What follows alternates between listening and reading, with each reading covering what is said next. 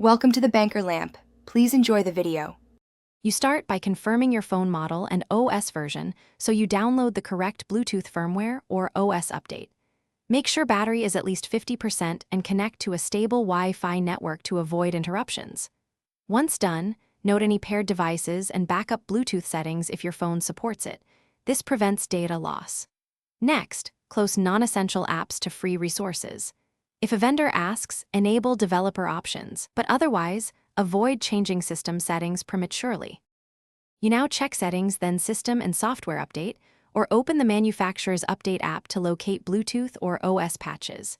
Tap Download and watch the progress. Do not interrupt the network or power during transfer because corrupted installs cause failures.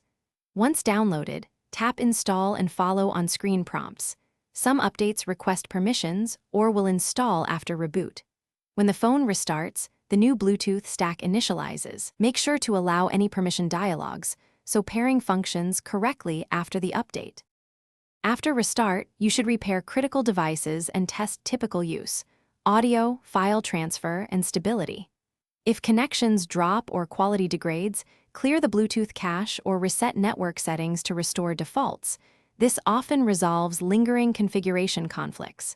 If problems persist, check for another vendor update or factory reset as a last resort. When nothing helps, gather crash logs and contact OEM support so they can identify firmware or hardware faults.